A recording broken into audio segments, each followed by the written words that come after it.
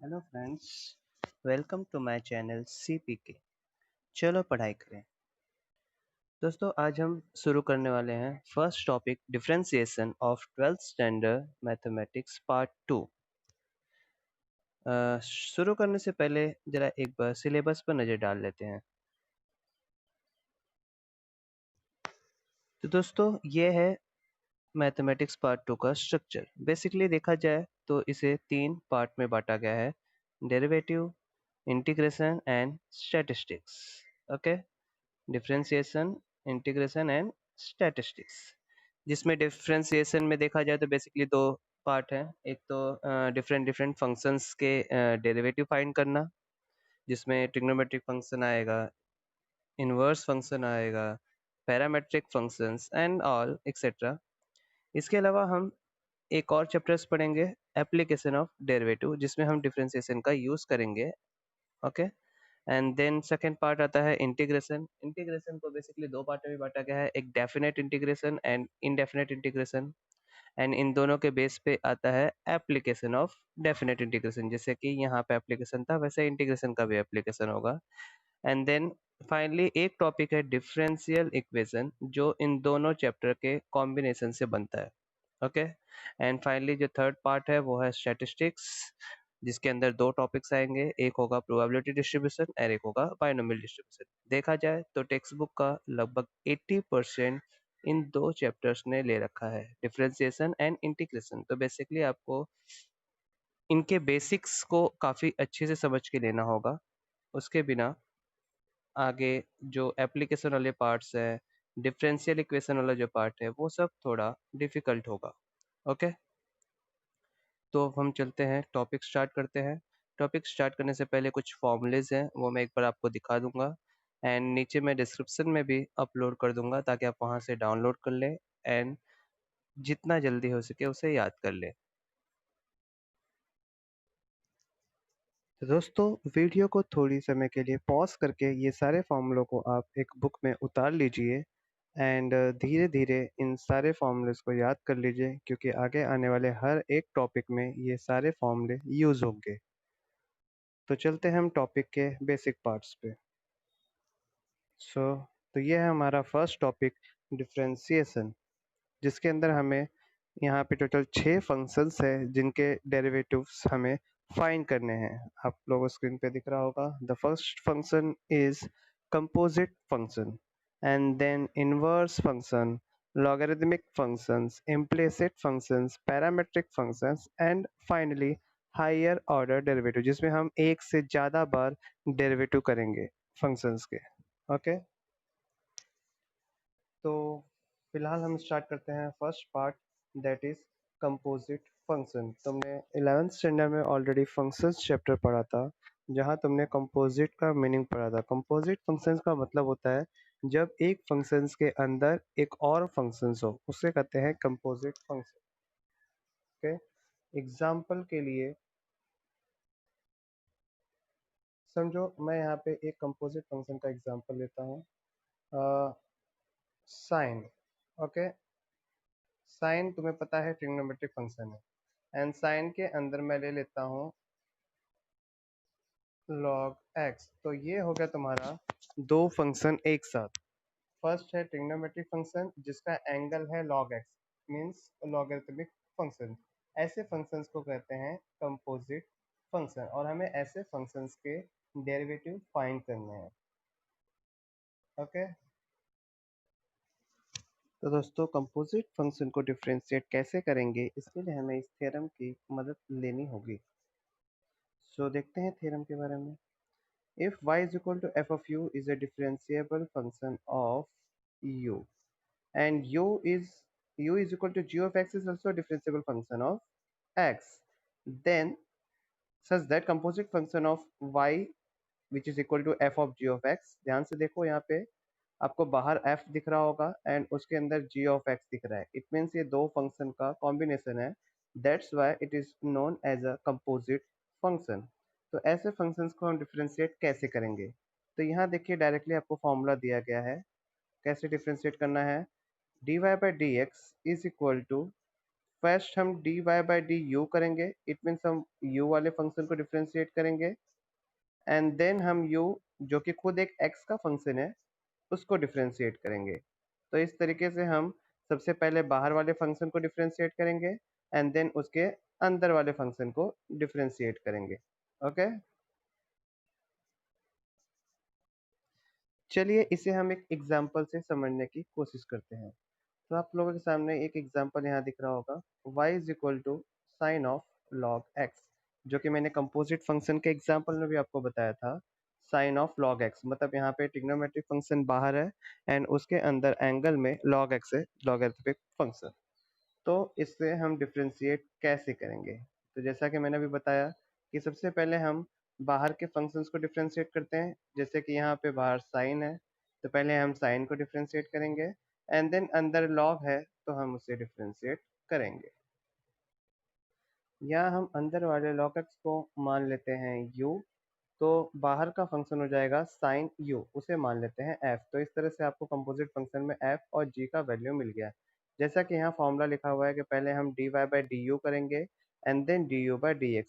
तो वैसे मैंने यहाँ पे फॉर्मूला अप्लाई किया, dy by D X is equal to dy by D U into D U by D x.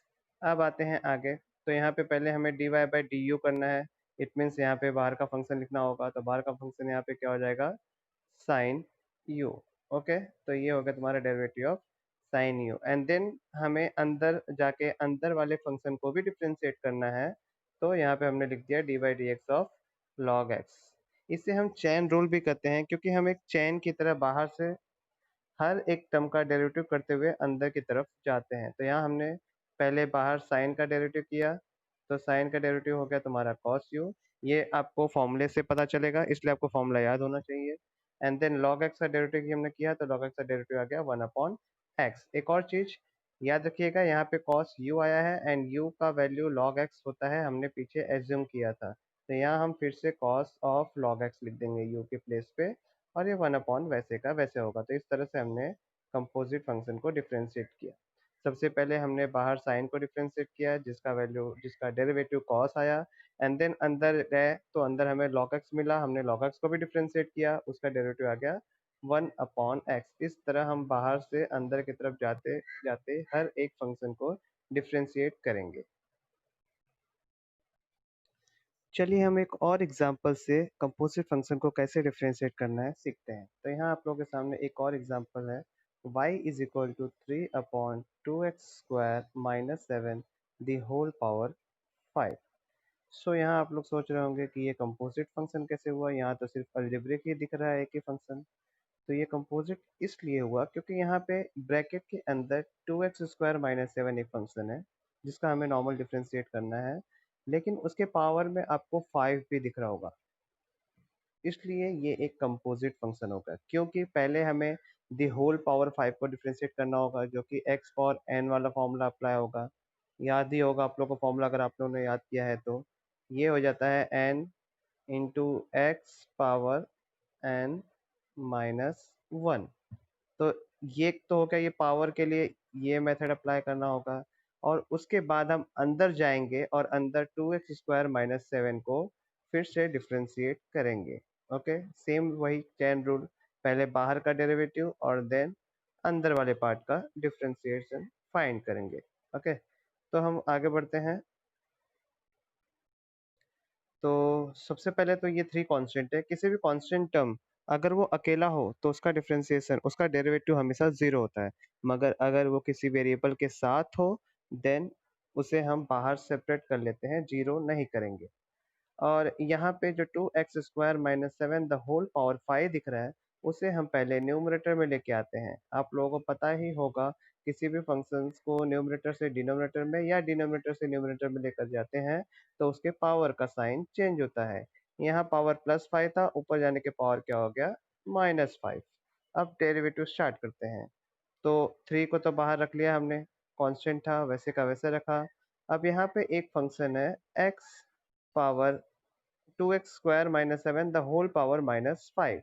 तो सेम x पावर n का फॉर्मूला अप्लाई करेंगे, पहले -5 को हम नीचे ले लेंगे, यहाँ आप लोग को दिख रहा होगा -5 नीचे आ गया, और फिर 2x² माइनस 7 का पावर 1 कम करेंगे।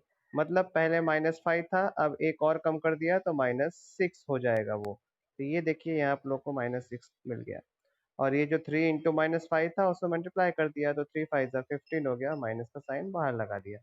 तो ये हो गया आपका -5 -15 2x square -7 the whole power -6। ये तो हमने बाहर के पावर को डिफ्रेंशिएट कर दिया। अब जैसा कि कंपोजिट फंक्शन है, हम पहले बाहर के फंक्शन को डिफरेंशिएट करते हैं और उसके बाद अंदर वाले को भी डिफरेंशिएट करते हैं। तो ये तो मैंने पावर के हिसाब से डिफरेंशिएट कर दिया। अब हम आते हैं अंदर वाले फंक्शन की तरफ। तो अंदर कौन सा फंक्शन है? 2x square -7। तो अब हमें इसका भी डिफरेंशिएशन फाइंड करना होगा। तो पहले हम करते हैं 2x स्क्वायर का। तो सेम मेथड 2 बाहर था उसे हम वैसे का वैसे रखेंगे। एक्स स्क्वायर का डेरिवेटिव क्या हो जाएगा? 2 इंटू एक्स का पावर 1। पावर 1 का तो कोई वैल्यू होता नहीं है। तो ये हो गया तुम्हारा 2 इंटू 2 4 इंटू ये हो गया तुम्हारा x। तो ये देखिए यहाँ पे तुम्हारा आ गया 4x। और ये जो 7 है ये कांस्टेंट नंबर है, वो भी अकेला, इसलिए इसका डेरिवेटिव हो जाएगा 0। कांस्टेंट नंबर का डेरिवेटिव 0 क्यों होता है? Any idea? ओके, क्योंकि कांस्टेंट नंबर के साथ वेरिएबल नहीं होता है एंड हम वहाँ पे वेरिएबल x पावर 0 लिख सकते हैं, क्योंकि किसी भी नंबर का पावर 0 हमेशा 1 होता है। एंड देन x पावर 0 को आप अगर डिफ्रेंशिएट करोगे तो आपको क्या मिलेगा? 0 इंटू एक्स पावर 0 -1। एंड तुम्हें पता है 0 इंटू एनीथिंग इज 0, इसलिए कांस्टेंट नंबर का डेरिवेटिव हमेशा 0 होता है। ओके, तो यहाँ से हमें 4x मिल गया। ये 0 को हम नहीं लिखेंगे अगली बार से। तो यहाँ पे बाहर -15 था, ये 4x हो गया। दोनों का आप मल्टीप्लाई कर सकते हो। 15 4 जा 60, तो ये देखो -60x आ गया। ओके, एंड सेकेंड चीज कि ये जो तुम्हारा 4x का पावर 2x स्क्वायर -7 का पावर -6 था, इसे आप फिर से डिनोमिनेटर में लेके जा सकते हैं। डिनोमिनेटर में जाने के बाद उसका पावर फिर से -6 से कन्वर्ट होके क्या हो जाएगा? +6। तो ये एक मेथड हुआ। इसे अल्टरनेट मेथड मैंने नाम इसलिए दिया क्योंकि पिछले मेथड में आप लोगों ने देखा होगा कि मैंने वहाँ पे u और v एज्यूम करके क्वेश्चन को सॉल्व किया था, एंड यहाँ मैंने डायरेक्टली सॉल्व किया हुआ है। एंड ये मेथड ज़्यादा इजी होता है एज्यूम करने के मुकाबले। ओके, तो आगे चल के हम इसी मेथड का यूज़ करेंगे एंड कुछ और क्वेश्चंस को हम सॉल्व करेंगे। Thank you. अभी तक आपने अगर मेरे चैनल को सब्सक्राइब नहीं किया है तो कृपया करके प्लीज़ सब्सक्राइब कर दें एंड आगे शेयर करें। Thank you.